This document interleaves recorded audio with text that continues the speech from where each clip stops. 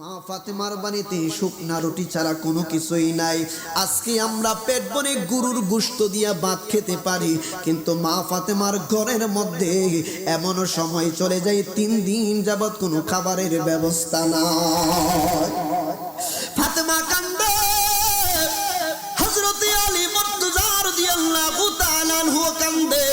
জান্নাতের দুইজন সরদার হযরত ইমাম হাসান, হযরত ইমাম হুসাইন রাদিয়াল্লাহু তাআলা আনহু ওইদিকে মনোযোগ দিবেন না।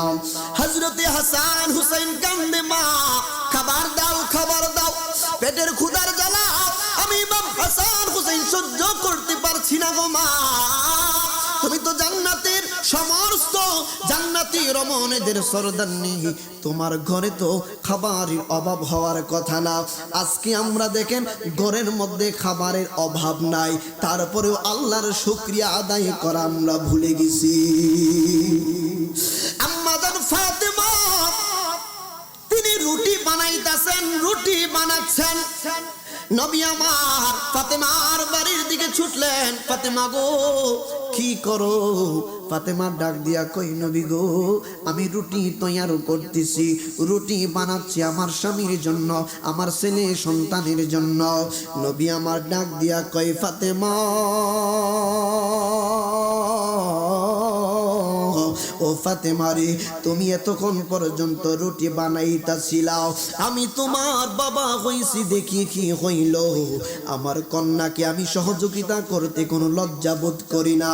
ফাতেমা রে আমার কাছে এগিয়ে দাও পাত্রগুলা, আমি রাসূলুল্লাহ আজকে নিজে তোমাকে রুটি বানাইয়া দিব। মা ফাতেমা বাবার সামনে জবগুলা দিয়ে দিলেন, আটাগুলা দিয়ে দিলেন, খামিরা করে দিয়ে দিলেন। রহমাতুল লিল আলামিন নবীজির নূরানি হাত মুবারক দিয়ে আটা দিয়া রুটি মুবারক বানাইতেছেন। আমার নবীজি রুটি বানাইয়া ফাতেমার হাতের মধ্যে দিয়ে দিলেন। আম্মা জান ফাতেমা তো জোহরা ডাক দিয়া কয়ে, জগৎবাসীরা শুনো, আমি এতক্ষণ পর্যন্ত রুটিগুলো তৈয়ার করছি, আমি আমার এই কড়াইয়ের মধ্যে রুটিগুলো দিয়া রুটিগুলো তৈয়ার করতেছি খাওয়ার জন্য। কিন্তু রহমাতুল লিল আলামিন নবীজি যেই মাত্র নূরানি হাত মুবারক দিয়া রুটি বানাইয়া দিয়েছে, আমি সঙ্গে সঙ্গে নবীজির রুটি মুবারক গুলা তাওয়ার মধ্যে দিতে যাব। ইঞ্জিমিন টাইমে নবী আমার ডাক দিয়া কই, ফাতেমা এ ফাতেমা রে এখন রুটি দিও না, আমি রাসূলুল্লাহকে এখান থেকে বের হব। সুবহানাল্লাহ। আম্মা জান খাতুনে জান্নাত মা ফাতেমা রুটি তাওয়ার মধ্যে দিবেন। নবীজি ডাক দিয়া বললেন, ফাতেমা রে আমি রাসূলুল্লাহ চলে যাচ্ছি। মা খাতুনে জান্নাত ডাক দিয়া কয়, বাবা গো ও বাবা, আপনি নুরানি হাত মোবারক দিয়ে মাত্র একটা রুটি বানাইলেন, আবার বলে দিলেন আপনি যাওয়ার পরে যাতে তাওয়ার মধ্যে দেই, কড়াইয়ের মধ্যে দেই।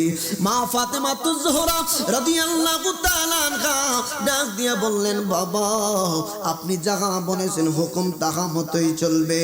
ইঞ্জিমিন টাইমে নবীজি চলে গেলেন হুজরা মুবারকের মধ্যে। আম্মা জান খাতুনে জান্নাত নবীজির হাত মুবারকে বানানো রুটি মুবারকটা তাওয়ার মধ্যে যেই মাত্র দিব, উনুনের মধ্যে আগুন দাও দাও করে জ্বলছে। আল্লাহি বিল্লাহি তাল্লাহি, আল্লাহর কসম করে বলি, মা ফাতেমা ডাক দিয়া কই, জগৎবাসীরা শুনো, আমি যেই মাত্র নবীজির হাতে বানানো রুটিটা তাওয়ার মধ্যে দিলাম, দেওয়ার পরে দেখি রুটিটা আমি উলট পালট করি, কিন্তু রুটিটা সুতা পরিমাণও আগুন দ্বারা রুটি তৈয়ার হচ্ছে না। রুটিটা একটুখানিও শক্ত হচ্ছে না, যেমন কাঁচা ছিল, যেমন পরিমাণ আটা দিয়া নবীজি রুটি তৈয়ার করলেন, তেমন পরিমাণ টিমিন টাইমে মা ফাতেমা চিন্তা করলেন, কি ব্যাপার এইরকমটা হচ্ছে কেন? প্রত্যেকটা আটা দিয়া প্রত্যেকটা রুটি আমি তৈরি করলাম, উনুনের মধ্যে কড়াইয়ের মধ্যে দিলাম, রুটিখানি ভাজা হয়ে গেল, কিন্তু বাবা যেই রুটি মোবারকটা আমি ফাতেমার হাতে দিয়া গেলেন, ওই রুটি মোবারকটা এই কড়াই কড়াইয়ের মধ্যে দেওয়ার পরে কেন ভাজা হয় না? রহমাতুল লিল আলামিন নবীজি ফাতেমার বাড়ির কাছে আসলে আমার নবী জিজ্ঞেস করলেন, ফাতেমা, আমি রাসূলুল্লাহ যে রুটি খানি দিয়ে গেছিলাম ওই রুটি মুবারকের অবস্থা কি? ফাতেমা ডাক দিয়া কই, বাবা, আপনি যে রুটি মুবারক দিয়ে গেছে, আপনার রুটি মুবারকটা তাওয়ার মধ্যে আমি দিলাম, কিন্তু তাওয়ার মধ্যে দেওয়ার পরে বাবা গো একই কাণ্ড হলো। কয় কি হলো? কয় রুটি মুবারকটাও সুতা পরিমাণ আগুনে পোড়াইতে পারে না। ফাতেমা ডাক দিয়া কই, বাবা, কেমন কথা?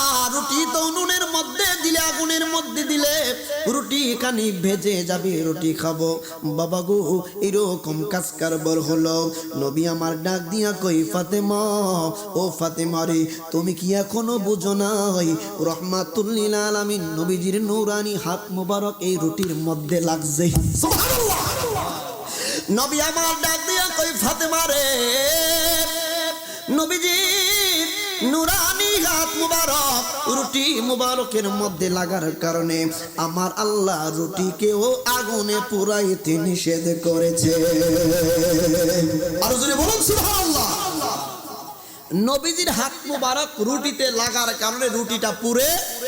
তাহলে বুঝেন, নবীজির জামানায় যারা নবীজির হাত মুবারকের সাথে হাত লেগেছে তাদেরকে কি জাহান্নামের আগুন পুরাইতে পারবে? পারবে না। রাসূল পাক সাল্লাল্লাহু আলাইহি ওয়াসাল্লামকে স্বপ্নে যারা দেখেছে তাদেরকে কি আগুন স্পর্শ করতে পারবে? রুটির দাম বেশি না উম্মতে মুহাম্মাদির দাম বেশি? তো রুটির কোনো দাম নাই, রুটির কোনো প্রাণ নাই, জীবন নাই, কোনো কিছু নাই, রুটি কিচ্ছু নাই এটা। কিন্তু নবীজির হাত মুবারক লাগার কারণে রুটিকে জাহান্নামের আগুন পর্যন্ত আল্লাহ হারাম করে দিয়েছেন খাওয়ার জন্য। নাউজুবিল্লাহ, আল্লাহু আকবার। এখন আসুন বাপ, যেই কথা বলছিলাম, নবী আমার ডাক দিয়ে বললেন, ইয়া আইয়ুহান নিসা, হে দুনিয়াবাসীর মধ্যে মহিলা জাতি যারা আছো, তোমার স্বামী যদি তোমার প্রতি সন্তুষ্ট হয়ে যায়, আমি রাসূলুল্লাহ সন্তুষ্ট হয়ে যাব। আর আমি রাসূলুল্লাহ যদি সন্তুষ্ট হয়ে যায় তাহলে আমার আল্লাহও সন্তুষ্ট হয়ে যাবে।